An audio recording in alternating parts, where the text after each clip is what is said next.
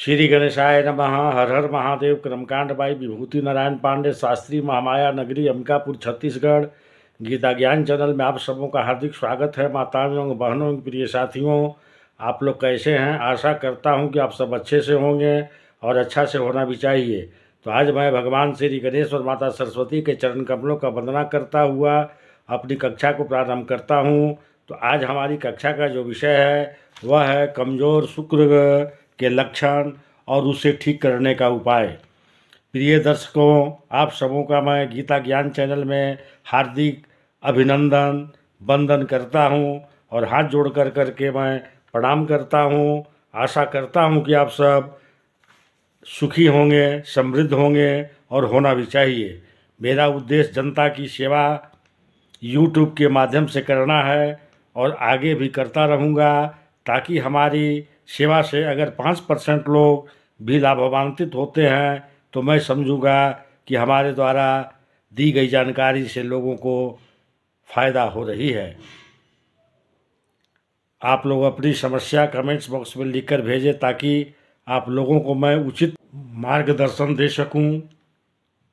तो प्रिय दर्शकों, आगे बढ़ने से पहले मेरी एक छोटी सी निवेदन है कि जो हमारे चैनल को पहली बार देख रहे हैं कृपया सब्सक्राइब कर लें और हाँ, बेल आइकॉन को प्रेस करना न भूलें।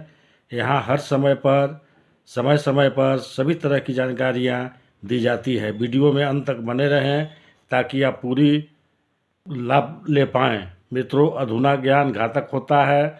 मित्रों, तो चलिए बिना समय गंवाए मैं अपनी कक्षा को प्रारंभ करता हूँ। तो आज हमारी कक्षा का विषय है कमज़ोर शुक्र के लक्षण और उसे ठीक करने का उपाय। कमज़ोर शुक्र, पीड़ित शुक्र के सुधारने का दो उपाय होंगे। एक होंगे वास्तविक और दूसरे होंगे ज्योतिषीय आधार। शुक्र जिसके करने के उपरांत यदि आपको ऐसे लक्षण आप अपनी दिनचर्या, व्यक्तित्व, आप अपने जीवन में देखते हैं तो उसमें सुधार आएगा। शुक्र के कमज़ोर होने पर क्या परिणाम होते हैं, क्या लक्षण होते हैं और उसके क्या उपाय होते हैं, आगे भी हमने ग्रहों पर कई वीडियो बनाई है, मगर हमने यह जाना कि लोग लक्षणों पर ध्यान नहीं देते, बस उपाय पर ही ध्यान देते हैं। मेरा आपसे आग्रह है कि आप पहले लक्षणों को समझें, उपाय बाद में करेंगे तो आपको लाभ आएंगे। पर बिना समस्या को समझे, बिना उसकी तह तक पहुँचे आप सीधे इलाज करने चल पड़ेंगे तो कोई फ़ायदा कभी नज़र नहीं आएगा। जो इस मंशा के हैं, जो सोचते हैं खास तौर से ज्योतिषीय और धार्मिक उपाय करने मात्र से ही हमारे जीवन में क्रांति हो जाएगी, तो आप बहुत ही गलतफहमी में जी रहे हैं। दूसरी बात कि मैं जिन उपायों की बात करेंगे, अंत में पहले लक्षणों की बात करी जाएगी। कोई ग्रह व्यवहार कैसा करता है और ग्रह आपके व्यक्तित्व का निर्माण कर रहा है। अगर समस्या की बात कर रहे हैं तो समस्या आपके भीतर छुपी हुई है, तो यहाँ पे उपाय तब काम करेगा जब पहले समस्या के तह तक जाया जाए कि आखिर वो है कहाँ। पहले आप चिकित्सक के पास जाते हैं तो पहले टेस्ट करते हैं, सीधा इलाज करने नहीं बैठ जाते हैं। पहले जांच पड़ताल होगी, फिर निष्कर्ष पर आया जाएगा कि उसके बेसिस पर इलाज किया जाता है। यहाँ जो उपायों की बात की जाएगी ज्योतिषीय और वास्तविक दोनों स्वभाव के होंगे। ये तभी कार्य करेंगे पहले पूर्ण ज्ञान हमें हमारी समस्या का हो जाए। अगर समस्या के ज्ञान ही नहीं होगा तो सिर्फ उपाय मात्र करने से फ़ायदा या लाभ नज़र नहीं आएगा। हो सकता है कि आप गलत चीज़ों को कर रहे हों, क्योंकि समस्या कुछ और है, इलाज कुछ और है। व्यवहार जो शुक्र पैदा कर देता है, कमज़ोर हो जाने पर उसकी बात की जाएगी। उसे थोड़ा गंभीरतापूर्वक समझने का प्रयास करें, उसके बाद उपायों पर जाएंगे तो आपके लिए बेहतर रहेगा। चलिए जानते हैं शुक्र कमज़ोर होने पर क्या क्या लक्षण पैदा करता है। यदि आप ज्योतिष से अवगत नहीं भी हैं, बहुत ज़्यादा ज्योतिष का ज्ञान नहीं है, तो भी आप अपने जीवन में, अपने व्यक्तित्व में, अपने आसपास के लोगों का भी यदि ऐसा व्यवहार देखते हैं तो समझ जाइए कि शुक्र में कहीं न कहीं कमजोरी है और इस तरह की परेशानियां आपके जीवन में पैदा कर रहा है। दूसरी बात यह भी रहेगी कि जो भी लक्षणों का मैं बात करूंगा, शुक्र और चंद्रमा दो ग्रह ऐसे हैं जो खराब होते हैं, तो इन दोनों का लगभग लगभग एक ही तरह का परिणाम नज़र आते हैं। नकारात्मक रूप से निगेटिव रिजल्ट जो होंगे वो मोर देन सिमिलर होंगे, पर ऐसा नहीं है कि एग्जैक्टली सेम होंगे। सिमिलर होते हैं, सेम नहीं होते। मैं यह बता देना चाहता हूँ कि अगर ज्योतिष थोड़ा सा जानते हैं तो मैं बता देना चाहूँगा कि शुक्र किस स्थिति में खराब होते हैं। अगर आप देखेंगे कि शुक्र नीच का है, नीच भंग नहीं है, खराब स्थिति में है, वर्ग कुंडली में उसकी स्थिति ठीक नहीं है, तो पूर्णतया अस्त हो जाता है, बकरी हो जाता है। खराब ग्रहों के साथ उसका संबंध है, मंगल, सूर्य, राहु, केतु, मंगल, शनि उसको बुरे तरीके से पीड़ित करते हैं। छठवें, आठवें, 12वें भाव में तो कुपित होकर के बैठता है और कुंडली में, खास करके नवमांश कुंडली में स्थिति बहुत ही बलहीन है, या लग्न कुंडली में मृत्यु भाव स्थिति में बैठा है, तो इन परिस्थितियों में शुक्र कमजोर माना जाएगा, खराब माना जाएगा। और जितना ज़्यादा पाप ग्रहों को फ़ायदा होगा या कुंडली में वो मारक हैं, मार्केश हैं, तो उसके पास और ज़्यादा नकारात्मक गुण बढ़ जाएंगे। जीवन में वह परेशानियां पैदा करने के लिए काफ़ी हद तक क्षमता रखेगा। अगर आप ज्योतिष समझते हैं तो कुंडली में इसको इस तरीके से देखिए। पर हम अगर कहें सामान्य रूप से तो शुक्र कमज़ोर हो जाने की वजह से कई चीज़ जो हैं वो जीवन में प्रभावित होता है। शुक्र किसका कारक होता है, पहले उसको समझिए। शुक्र कारक माना जाता है माया का, जो हम अपने इर्द गिर्द जीवन देखते हैं, भौतिक जगत सामने, वो शुक्र है। हर वस्तु जिसे हम आकर्षित करता है, अपनी ओर खींचती है, वो शुक्र है। भोग विलास, धन संपत्ति, वैभव, ऐश्वर्य, संपन्नता, सुख, प्रेम, हर्ष, यश, कीर्ति, समृद्धि इनसे जुड़ी हुई है, ये शुक्र है। इसके अलावा शुक्र कामुकता का कारक माना जाता है, यह घोतक है सृजन का। शुक्र जो है सौंदर्य का, कला का, संगीत का, कल्पना शक्ति का, भावनाओं का कारक माना जाता है। हर वो चीज़ जो हमें खुशी देती है, आनंद देती है, सुख देती है, तो जब एक कुंडली में कमज़ोर होंगे तो क्या फल देंगे, इसके बारे में अब हम चर्चा करते हैं। कमज़ोर, बलहीन या पीड़ित शुक्र है, जो भी लक्षणों की बात होगी, कुछ भी लक्षण आप अपने अंदर देखें, सारे के सारे मैं बताऊंगा, पर सारे के सारे नज़र आएंगे ज़रूरी नहीं होता। डिपेंड करता है कि जो चीज़ के लिए शुक्र कुंडली में जिम्मेदार है वो ज़्यादा अफेक्ट हो जाएगी। अगर शुक्र पुरुषों का खराब है तो विवाह में या वैवाहिक जीवन में कठिनाइयाँ पैदा करती है। अगर 10वें भाव का कारक है तो कैरियर को चौपट करेगा। दूसरे भाव का कारक है तो पैसा कौड़ी नहीं बचने देगा, क्योंकि शुक्र धन का कारक है, लक्ष्मी का स्वरूप माना जाता है। मान लीजिए 5वें भाव में शुक्र है, बच्चा होने के में परेशानियाँ देता है। यहाँ अब लक्षणों की बात करते हैं। शुक्र नकारात्मक होने पर कैसे नकारात्मकता पैदा कर सकती है जीवन में, तो पहले स्वाभाविक और व्यक्तिगत से बात करेंगे। शुक्र कमज़ोर होता है तो खुशी महसूस नहीं होता। दुनिया में सारी चीज़ें होंगी फिर भी आप खुशी नहीं होंगे। कुछ भी पाना चाहते हैं, आप महलों में रह सकते हैं, पर कहीं से अकेलापन खाएगा। सिर्फ और सिर्फ दुख की अनुभूति पैदा हो सकती है। सुख नहीं हो सकता।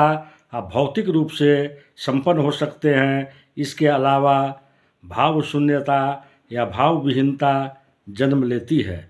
धीरे धीरे व्यक्ति को एकांत बढ़ता है। ऐसा नहीं है कि उसे एकांत प्यारा है, लोग एकांत में खुशी महसूस करते हैं, उससे अच्छा लगता है अकेला रहना।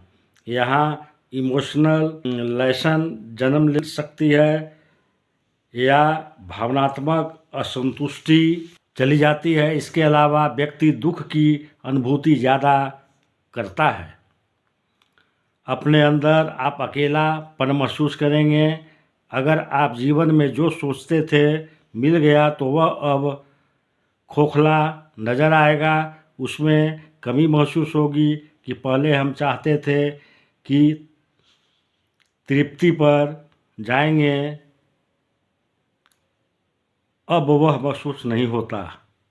इसके अलावा व्यक्ति हताशा, निराशा, स्वदोष को दोषारोपण बढ़ता चला जाता है। शुक्र जो है भविष्य का भय पैदा करता है। यदि शुक्र कमज़ोर है तो पैसा नहीं बचने देगा, पैसा कमाने में भी काफ़ी मशक्क़त करनी पड़ती है। अगर ठहर भी जाएगी तो आपको जब ज़रूरत पड़ेगी उपयोग नहीं कर पाएंगे। अगर शुक्र खराब या कमज़ोर है तो वह लक्ष्मी नहीं और लक्ष्मी लाता है। लक्ष्मी के 3 स्वरूप होते हैं।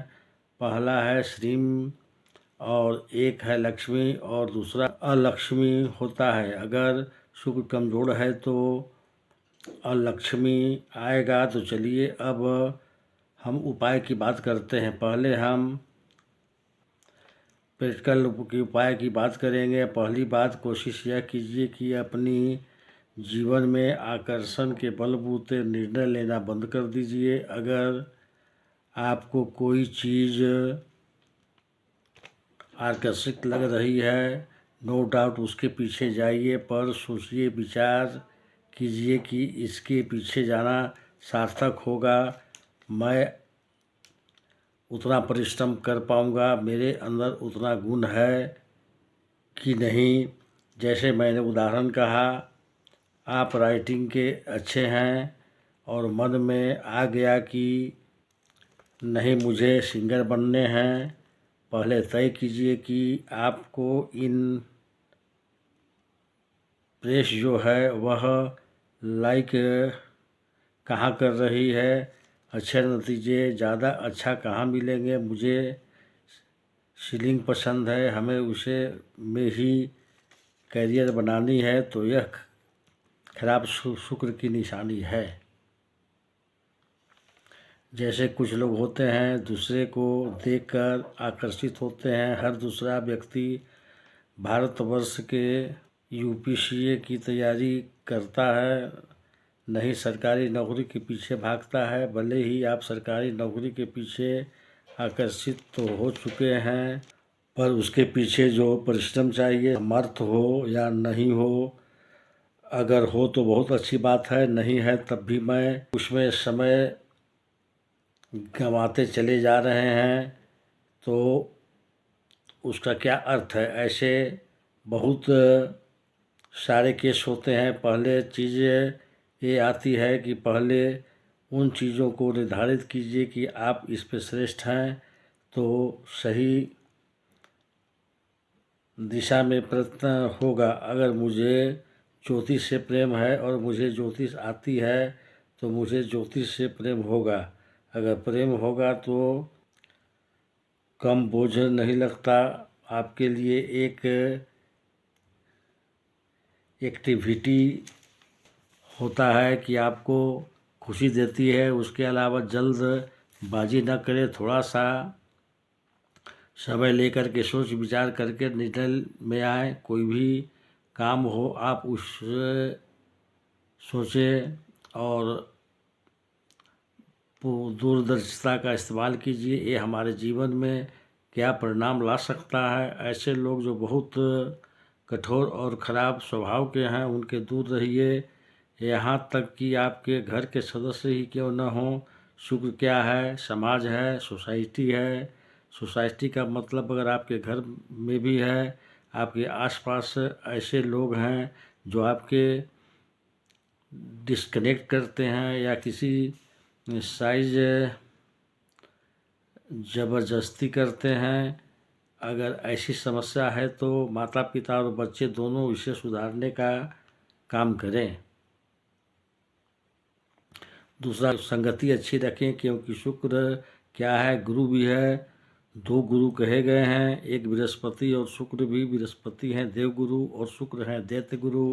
गुरु का अर्थ होता है कुछ सिखाना, तो गुरु संगति भी निर्धारित करेगा। अच्छी संगति बनाने का प्रयास करिए, तो जो लोग आपको कुमार्ग पर ले जाते हैं और आपके अंदर दुर्गुणों को बढ़ावा कर रहे हैं, अच्छा व्यवहार करें, लोगों की सहायता करें, आलोचना पर ध्यान न दें। भगवान के कई स्वरूप हैं, उनको भी लोग उल्टा सीधा बोलते हैं, तो क्या उससे कोई फर्क पड़ता है? नहीं फर्क पड़ता है। यदि शुक्र कमज़ोर रहेगा तो प्रेम ज़्यादा रहेगा, इधर की बात उधर और उधर की बात इधर, चुगलखोरी ज़्यादा होती है।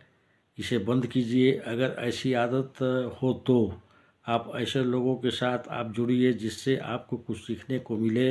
यह बर्थ के निरर्थक बातों में ज़्यादा समय निकालेंगे, उतना समय खराब होता जाएगा। शुक्र खुद को प्यार देना सीखें। अगर आपसे कोई गलतियां हुई है तो उन्हें स्वीकारिए और पहले उन्हें ठीक करने का प्रयास कीजिए। शुक्र प्रेम का ग्रह है, पहले अपने खुद से प्रेम करो। आप कभी भी किसी के को 100% सर्टिफाइड नहीं कर सकते। खुद की पहचानिए और खुद का को प्रेम करना सीखो। खुद से प्यार करने का अर्थ यही नहीं कि हम स्वार्थी बन जाएं। तो प्रिय साथियों, अब मैं अपनी कक्षा को यहीं समाप्त करता हूँ। नमस्कार।